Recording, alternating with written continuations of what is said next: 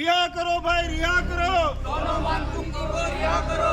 रिहा करो भाई, रिहा करो। सोनम वांगचुक जी को रिहा करो। લદ્દાખમાં ચાલતું એક આંદોલન અને એના પછી સોનમ વાંગચુકની ધરપકડ અને બાદમાં ઉઠતા સવાલ કે કોઈ આંદોલન કરે છે તો એની ધરપકડ કેમ કરી દેવામાં આવે, આંદોલનને ન દેખાય અને આંદોલન ન કરે એના માટે શું કરવામાં આવે છે, સરકાર જે વાયદા કરે છે એ વાયદા પૂર્ણ કરે છે, આ બધા જ પ્રશ્નો સાથે જ્યારે આંદોલન લદ્દાખમાં થઈ રહ્યું હતું ત્યારે પણ એ ચર્ચાનું કેન્દ્ર હતું અને સોનમ વાંગચુકની ધરપકડથી લઈને પોલીસે ત્યાં જે કર્યું એ બધું જ ચર્ચાનું કેન્દ્ર હતું। ગુજરાત પણ એનાથી કંઈ અલગ નથી। ગુજરાતમાં પણ કોઈ આંદોલન થાય તો પોલીસ જે રીતના વર્તન કરે છે આપણને બધાને ખબર છે। અત્યારે આમ આદમી પાર્ટીનો મુખ્ય મુદ્દો એ રાજુ કરપડા બોટાદની ઘટના અને એના ઉપર હોવો જોઈએ અને એ છેલ્લા કેટલાય સમયથી આ વિષય પર લડી પણ રહ્યા છે। આજે આમ આદમી પાર્ટીના એમએલએ ચૈતર વસાવા જે છે એ સોનમ વાંગચુકના સમર્થનમાં આવ્યા છે। આજે ડેડિયાપાડાની આસપાસના જેટલા પણ ગામડાઓ છે બધા જ ગામના લોકો ભેગા થયા અને પછી આવેદનપત્ર આપવા માટે ગયા કે જે રીતના ભારતીય જનતા પાર્ટીના શાસનમાં જે લોકો આંદોલન કરતા હોય એની સાથે આ રીતનું જે વર્તન કરવામાં આવે છે એની સામે અમે ઊભા છીએ। સોનમ વાંગચુકને જે વાયદા કરવામાં આવ્યા હતા, લદ્દાખના લોકોને જે વાયદા કરવામાં આવ્યા હતા એ વાયદા સરકારે પૂર્ણ કેમ નથી કર્યા એના જવાબ સરકાર પાસે હોવા જોઈએ। ચૈતર વસાવા સહિત ડેડિયાપાડાની આસપાસના જેટલા પણ આદિવાસી સમાજના લોકો છે બધા જ ભેગા થયા હતા। એમનું શું કહેવું છે, કેમ એ સોનમ વાંગચુકના સમર્થનમાં આવ્યા, આખો મુદ્દો શું છે તે જોઈએ। જે પ્રકારે સરકારોએ ચૂંટણીઓ દરમિયાન અનેકવાર કીધું હતું કે 6ઠ્ઠી અનુસૂચિ લેહ અને લદ્દાખમાં લાગુ કરીશું, કાશ્મીરમાં 370 હટાવ્યા બાદ પણ એમણે ત્યાં 6ઠ્ઠી અનુસૂચિ અંતર્ગત ત્યાંના વિસ્તારને લેહ લદ્દાખને સમાવેશ કરવાની વાત કરી હતી।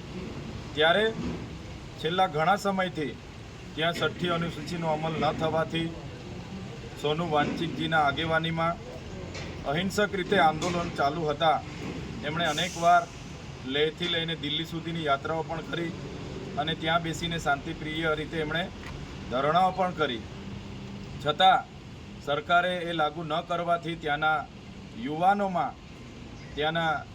યુવાનોમાં એક આક્રોશ હતો અને એ આક્રોશને લઈને જે તે વખતે 24 તારીખના રોજ જે ઘટના ઘટી, જેનું અમને દુઃખ છે કે જે પણ સરકારી કચેરીઓ કે જેને પણ તોડફોડ જે પણ લોકોએ કરી છે એને દુઃખ છે, પણ એ લોકો એ આ અહિંસક રીતે ચાલતા આંદોલનને તોડવા માટેના કેટલાક તત્વો ભેગા મળીને આ કર્યું હશે। પણ સોનમ વાંગચુકજીએ ત્યારે પણ કીધું હતું કે આંદોલન અમે અહિંસક રીતે જ કરીશું અને આગળ વધીશું, છતાં આ ભાજપની સરકારે NSA લગાડીને એમને જ્યારે જેલ હવાલે કર્યા છે ત્યારે એનો અમે સખત શબ્દોમાં વિરોધ કરીએ છીએ। જે વ્યક્તિએ દેશની સેના માટે, દેશના વિજ્ઞાન માટે આટલું મોટું યોગદાન આપ્યું હોય, સમાજના ઉત્થાન માટે આટલું મોટું યોગદાન આપ્યું હોય, એ વ્યક્તિ પર રાષ્ટ્રદ્રોહીનો કેસ લાગુ કરવામાં આવે જે ખૂબ જ ગંભીર બાબત છે। અને દેશમાં, લોકશાહી દેશમાં ભારતીય જનતા પાર્ટીની જે તાનાશાહી સરકાર કેન્દ્રમાં છે એનો આ એક પુરાવો છે। જે વ્યક્તિ પર આખી એક 3 ઇડિયટ જેવી મૂવી બની હોય, જેમણે આખા દેશના યુવાનોને પ્રેરણા આપી હોય, એવા વ્યક્તિ પર જેમણે રાષ્ટ્રપતિથી લઈ નેશનલથી લઈ ઇન્ટરનેશનલ એવોર્ડો જેમને મળ્યા હોય, જેનાથી એવોર્ડથી એમને સન્માનિત કર્યા હોય, એવા વ્યક્તિને રાષ્ટ્રદ્રોહી જાહેર કરીને રાતોરાત એમને NSA અંતર્ગત જેલ હવાલે કરવામાં આવ્યા છે। એનો અમે સખત શબ્દોમાં વિરોધ કરીએ છીએ।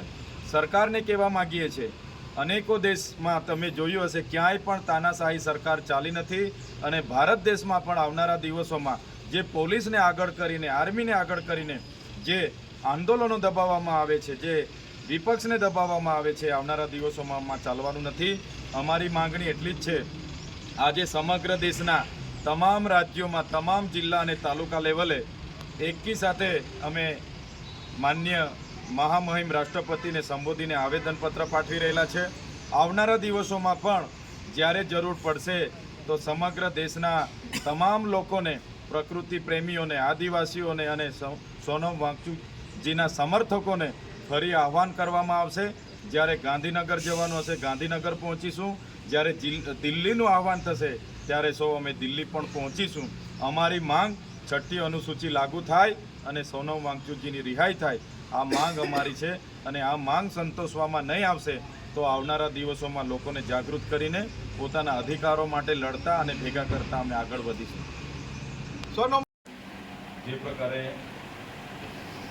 લેહ લદ્દાખમાં જે આંદોલન થયું અને જે અહિંસક કહેવાય, જેમણે સેનામાં પણ ઘણી સેવાઓ આપેલી છે, વિજ્ઞાન ક્ષેત્રે પણ ઘણી સેવાઓ આપેલી છે અને હર હંમેશ આદિવાસી સમાજ હોય, ગરીબ લોકો હોય, પીછડા લોકો માટે હર હંમેશ રાષ્ટ્રની ભાવના સાથે જેમણે દેશમાં આટલી મોટી સેવા આપી હોય, એવા લેહમાં જે આંદોલન થયું, 6ઠ્ઠી અનુસૂચિ લાગુ કરવાની સરકારે પોતે જાહેરાત કરી હતી અને લાગુ નહીં કરીને ત્યાં જે કાશ્મીરમાં 370 હટાવ્યા બાદ જે 6ઠ્ઠી અનુસૂચિ લાગુ નહીં થવાથી ત્યાંના લોકોની માંગણી હતી કે અમારી જમીનો સંરક્ષિત રહે, જળ જંગલ જમીન પરના અધિકારો પ્રાવધાન અમને મળ્યા છે, પ્રાવધાન સંરક્ષિત રહે, સાથે સાથે ત્યાંની આખી આદિવાસી સમાજની સંસ્કૃતિ હોય, પ્રકૃતિ સાથેનો એમનો નાતો એ બધો સંરક્ષિત રાખવા માટેની એમની અનેક વખત માંગણી હતી. આગળ પણ એ શાંતિપ્રિય રીતે દિલ્હીમાં એમણે ધરણા પ્રદર્શનો પણ કર્યા હતા અને બધી જ રીતે શાંતિપૂર્વક આંદોલન ચાલતા હતા. પણ કેટલાક લોકોએ, કેટલાક તત્વોએ જાણી જોઈને ત્યાં પથ્થરમારાથી માંડીને બીજી હિંસાત્મક પ્રવૃત્તિ કરી અને જે સોનમ વાંગચુક છે એમણે ત્યારે પણ અપીલ કરી હતી કે આપણે શાંતિપ્રિય લોકો છે અને આપણે શાંતિથી જ આંદોલન આગળ વધારવાનું છે, છતાં એનએસએ દાખલ કરીને એમને જે ભારતની સરકારે ધરપકડ કરી છે અને એમને જેલ હવાલે કર્યા છે, જેનો આજે સમગ્ર દેશનો આદિવાસી સમાજ ખૂબ વિરોધ કરે છે.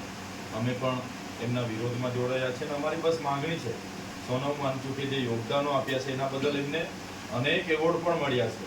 એ વ્યક્તિને રાષ્ટ્રદ્રોહી તરીકે જે સરકાર સાબિત કરી રહી છે એ ક્યારે હોઈ ના શકે. તેમણે સેના માટે આ કોઈ ટેન્ટ બનાવ્યો કે ભાઈ ઠંડીમાં કઈ રીતના રવાય અને બરફ જ્યારે હોય બરફમાં કઈ રીતના પાણી પ્રાપ્ત કરી શકે, જેવી અનેક સિદ્ધિઓ એની છે. ત્યારે એવા માણસને રાષ્ટ્રદ્રોહી સાબિત કરીને જ્યારે ખોટી રીતના જેલમાં નાખ્યા છે, જેનો અમે વિરોધ કરીએ છીએ. એમને તાત્કાલિક ધોરણે એમને રિહા કરવામાં આવે એવી અમારી માંગણી છે. આવનારા દિવસોમાં દેશના તમામ આદિવાસીઓ હોય કે ગુજરાતના આદિવાસીઓ હોય, અમારે જ્યાં પણ જવું પડશે, ગાંધીનગર જવું પડશે ત્યાં પણ અમે આગેવાની લઈને પહોંચીશું, દિલ્હી જવું પડશે ત્યાં પણ અમે આગેવાની લઈને પહોંચીશું. એના માટે આજે અમે મહામહિમ રાષ્ટ્રપતિશ્રીને સંબોધીને આપણા મારફતે ત્યાં આવેદન પાઠવીએ છીએ અને આપશ્રી પણ એમનું ધ્યાન દોરો એ ઉદ્દેશથી અમે તમારી વચ્ચે અમે આવ્યા છીએ. મામલતદાર સાહેબ, અમારે ખાસ રજૂઆત એ જ છે કે જમ્મુ અને કાશ્મીરમાં જે રીતે 2019માં 370ની કલમ હટાવીને ત્યાંના જે અમારા આદિવાસીઓ છે, લેહ લદ્દાખમાં 90% આદિવાસી લોકો છે, એમના માટે સરકારે એમના મેનિફેસ્ટોમાં પણ જાહેર કર્યું કે અમે ઇલેક્શન થાય પછી અમે 6ઠ્ઠી અનુસૂચિ ત્યાં લાગુ કરીશું. પણ અત્યાર સુધી આટલા વર્ષ થયા અને 5 વર્ષથી લોકશાહી ઢબે અને ગાંધીજીના માર્ગેથી આંદોલન થાય છે અને એક પણ કોઈ પથ્થરમારાની કોઈ ઘટના બની નથી. પણ આ વખતે જે ઘટના બની અને સોનમ વાંગચુકજી એના પર એના જીવન ચરિત્ર પર આખું ફિલ્મ પણ બની ગઈ છે અને આખી દુનિયા જાણે છે કે સોનમ વાંગચુકજી છે કોણ.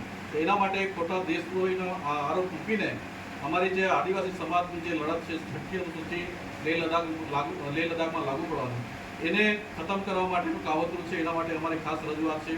કેમ કે સોનમ વાંગચુકજી દેશમાંથી રાષ્ટ્રપતિથી લઈને દુનિયામાંથી મેગ્સેસે એવોર્ડથી લઈને અનેક એવોર્ડ, અને એ પોતે વૈજ્ઞાનિક છે, ક્લાઇમેટ એક્ટિવિસ્ટ છે અને પર્યાવરણ માટે આખી દુનિયામાં બહુ મોટું કામ કર્યું છે અને દેશ, આપણા ભારત દેશ એમના માટે ગૌરવ છે.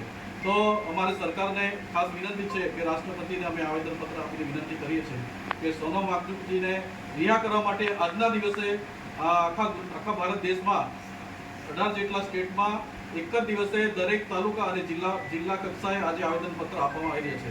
એટલે જો એમને રિહા નહીં કરવામાં આવે તો ભવિષ્યમાં આ આંદોલન બહુ મોટા પાયે આખા દેશમાં થશે.